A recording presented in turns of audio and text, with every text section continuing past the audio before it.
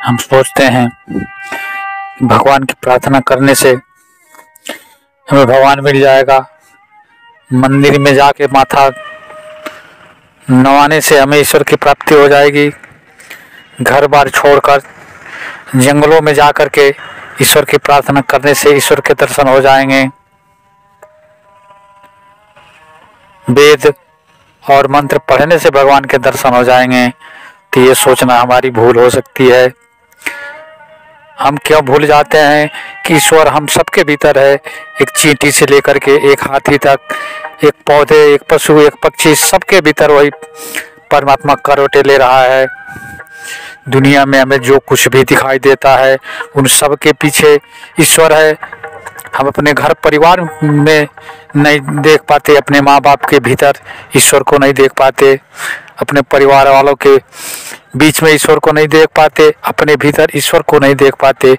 एक छोटी सी चींटी के भीतर छुपे उस ईश्वर को नहीं देख पाते, एक हाथी के भीतर छुपे उस ईश्वर को नहीं देख पाते, एक वनस्पति के भीतर छिपे ईश्वर को नहीं देख पाते, जबकि ईश्वर तो चारों तरफ व्याप्त है। हमें जिससे प्रेम करना चाहिए, जहाँ पर ईश्वर को ढूंढना चाहिए, वहाँ तो हमने नफरत का जाल फैला रखा है, वहाँ पर तो हमने शोषण का साम्राज्य स्थापित कर रखा है।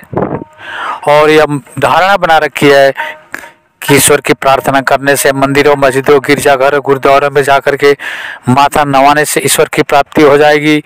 और ऐसा कभी नहीं होता है, कभी नहीं हुआ। जिन लोगों को भी ईश्वर के दर्शन हुए हैं उन लोगों ने अपने भीतर झांका, उन लोगों ने हर पशु पक्षी, हर पौधे, छोटे बड़े सभी जीवों के भीतर परमात्मा को देखा।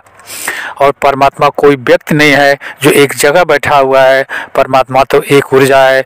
परमात्मा तो पूरे ब्रह्मांड के कण कण में विद्यमान है, लेकिन हम उसे देख नहीं पाते। हमने अपनी जो धारणा बना रखी है, हमारी आंखें वही देख सकती हैं जो विचार हमारे मस्तिष्क में चलता है, हमारी आंखें वही देख सकती है जो छवि हमारे मस्तिष्क में बना हुआ है। ईश्वर चारों तरफ है, ईश्वर चारों तरफ पुकार रहा है। ये जो फूल खिलते हैं, ये जो कलियों से फूल बनती है, ये जो नन्हे से बीज से अंकुरण निकलता है, यह सब ईश्वर ही तो है। यह सब उसी के साम्राज्य के तो अंग हैं।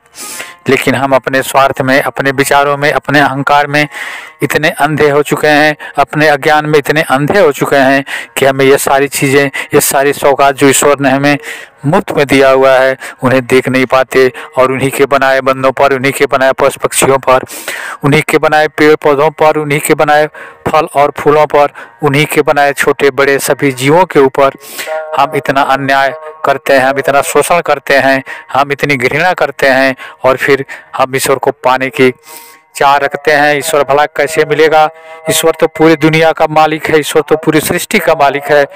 कण कण में जो कुछ भी दिखाई देता है सब ईश्वर के बनाए हुए हैं। इस प्रकार यह पूरी सत्ता ही उस ईश्वर की सत्ता है। हम उसके बेटों को, उसके बनाए हुए चीज़ों को, उसके बनाए हुए पशु पक्षियों को, उसके बनाए हुए पेड़ पौधों को, उसके बनाए हुए जीव जंतुओं से घृणा करके, नफरत करके, उन्हें नुकसान पहुंचा करके भला हम ईश्वर को कैसे पा सकते हैं? इसलिए अगर ईश्वर को पाना है तो सबके भीतर छिपे उस ईश्वर को देखिए, सबसे प्रेम करना सीखिए।